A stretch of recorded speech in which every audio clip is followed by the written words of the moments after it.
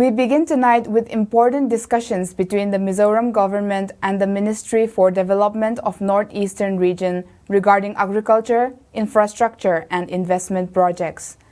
Yesterday, Chief Minister Pulil Duama met Donor Secretary Sanjay Jaju at the Chief Minister's official residence in Aizawl. During the meeting, the Chief Minister expressed gratitude to the Ministry for approving the NEC-funded project titled Sustainable Cultivation of Mizo Ginger USP. He stated that Mizoram produces some of the highest quality and purest ginger in India and noted that Niti Aayog has already recognized Mizoram as the ginger capital of India. According to the Chief Minister, the newly approved project funding is expected to significantly benefit ginger farmers across the state, especially in major producing districts such as Champhai, Sertip, and Aizawl. The Chief Minister also raised concerns regarding the need for more systematic and transparent implementation of the 10% gross budgetary support system. In response, Donor Secretary Sanjay Jaju assured that the matter would be examined carefully. Infrastructure development was also discussed during the meeting. Under the NESIDS road scheme, the Chief Minister proposed extending the Khankon to Ronguramun Road by approximately 1.70 kilometers so that it can connect with the Tenzol to Buarpui intermediate lane. Officials stated that such an extension would greatly improve regional connectivity in the area. The Donor Secretary assured the Chief Minister that necessary steps would be considered. The two leaders also discussed ongoing efforts to attract private investors for upgrading the Tenzol Golf Resort into a more advanced tourism destination. In addition, several pending donor-related projects involving the government of Mizoram were reviewed during the meeting. Now to concerns over water supply in the capital city. Authorities in Mizoram stated that recent severe mudding of the Tlong River, the main water source supplying Aizawl city, may have been caused by excavation work connected to the Aizawl bypass road combined with recent heavy rainfall. Officials from the Public Health Engineering Department explained that the pattern of river discoloration observed recently was unusual. They noted that during previous heavy rains, the river generally remained muddy for longer periods and cleared slowly. This time, however, the river became extremely muddy very quickly and then cleared unusually fast. Because of this pattern, officials suspect that large-scale soil displacement from bypass construction works may have contributed significantly to the problem. The situation temporarily disrupted operations under the Greater Aizawl Water Supply Scheme Phase 1 and 2. At the same time, authorities are continuing reinforcement work at the Phase 1 pumping station after it suffered major damage during Cyclone Rimal in 2024, when floodwaters inundated the pump house and nearby duty stations. Officials warned that temporary disruptions in pumping operations could still occur while protective work continue. However, by Saturday evening, May 9th, river conditions had improved considerably, allowing both Phase 1 and Phase 2 pumping systems to resume full round-the-clock operations. A major technological milestone was announced on May 8th when Mizoram-based startup Lushai Tech officially launched Lushai Gent Agentic AI at BSI Hall in Upper Kadla, Aizawl. Assembly Speaker Lalbiagzama attended the launch event and described the innovation as a matter of pride not only for Mizoram but potentially for India as well. He said it was encouraging to see Mizo developers creating advanced artificial intelligence systems capable of functioning through local language technology. According to Lushai Tech CEO Pu Lomnakima, the AI platform currently supports 12 languages including Mizo, English, Hindi, Bengali, Tamil, and Telugu. The platform is designed to process both text and voice notes while also helping users improve speech presentation and communication quality. The company described the system as one of the first agentic AI platforms developed from the region, reflecting Mizoram's growing participation in India's expanding AI and technology sector. Now to one of the most shocking legal scandals uncovered in Mizoram in recent years. On Saturday, Mizoram police revealed that forged Guwahati High Court and District Court documents had allegedly been used to secure the release of multiple prisoners from Lunglei District Jail. According to investigators, the case first came to light on April 24th when two inmates, Malsom Ploanga and Dokap Thanga, appeared before the court of Lunglei Judicial District and Session Judge P. Arlal Duomi, carrying documents that supposedly came from both the Guwahati High Court and the Lunglei Court. The documents claimed that the two prisoners were required to attend a hearing on April 24th and could be released after signing discharge bonds worth Rs 50,000. However, court officials quickly noticed inconsistencies because the same prisoners had already appeared before the judge one day earlier on April 23rd, and their next official hearing had actually been scheduled for May 8th. Suspicious of possible fraud, the judge immediately ordered verification with Lunglei District Jail, leading to the discovery that several inmates may have been released using forged documents. Police later arrested 25-year-old Jeremy Lelthangtura from Zemabog, Berolui, who himself had been lodged inside Lunglei District Jail, along with 31-year-old C. Lelthanlua from Republic Veng Aizol, an ambulance driver employed at the jail. Both men were arrested on May 1st and remanded to judicial custody last Thursday. Investigators stated that Jeremy allegedly deceived at least 17 prisoners by claiming he could arrange legal appeals and coordinate with lawyers.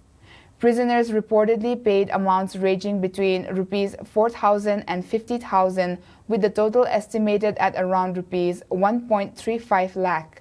Police said the transactions were carried out through Silatlanlua's cash dealings and GPay accounts, while Jeremy allegedly gained access to phones and banking facilities from inside the jail itself. Authorities further revealed that forged court documents were allegedly produced using computers both at a printing shop in Rasiveng and inside the Lunglei District Jail office. Seized computers and printers have now been sent to Forensic Science Laboratory for examination.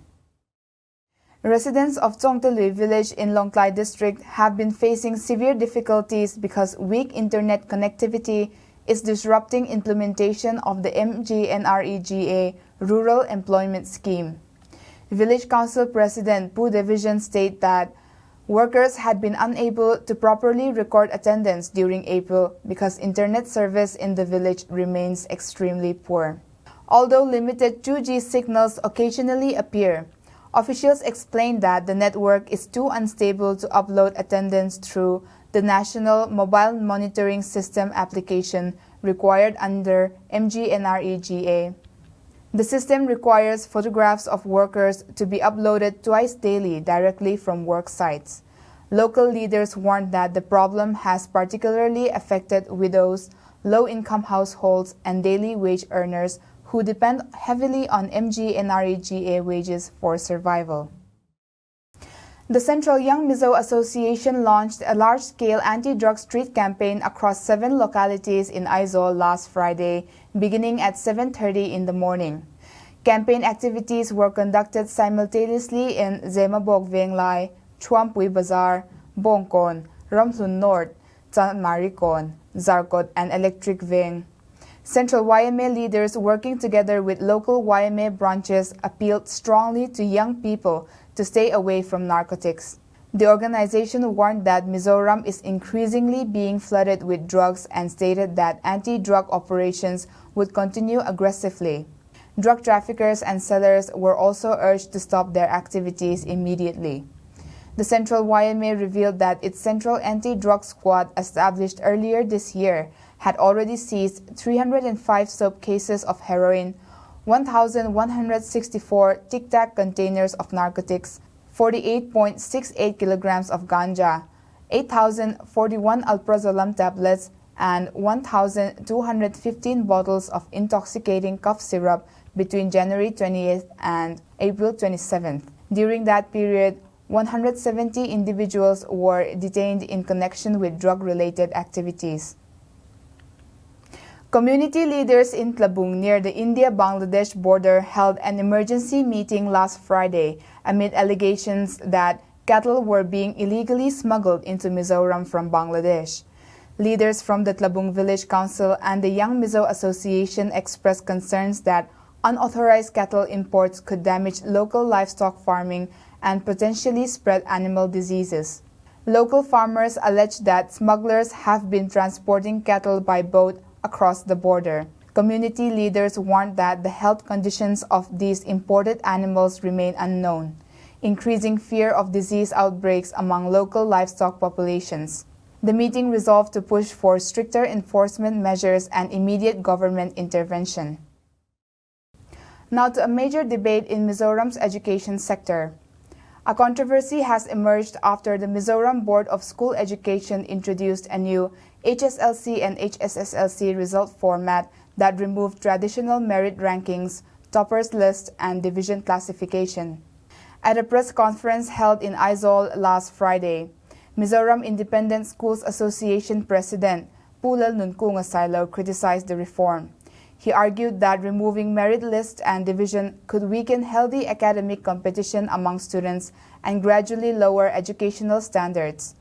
The association also linked the issue to wider concerns regarding the continuous and comprehensive evaluation system, warning that excessive relaxation in assessment could negatively affect discipline and seriousness in education. However, Education Minister Dr. Vanlil Khana defended the reform during the Mizoram Education Inspecting Officers Association conference held at Aizawl Club on the same day.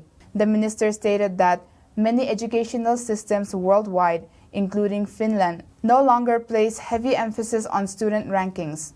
According to him, separating students by 1 or 2 marks often creates unnecessary psychological pressure while offering limited education value. According to him, separating students by 1 or 2 marks often creates unnecessary psychological pressure while offering limited educational value.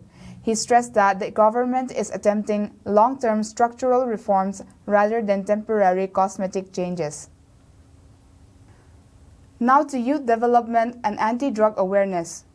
Chief Minister Pulal Duama last Friday urged parents across the state to encourage children to join the National Cadet Corps, describing NCC as an important institution for discipline and protection against drug abuse.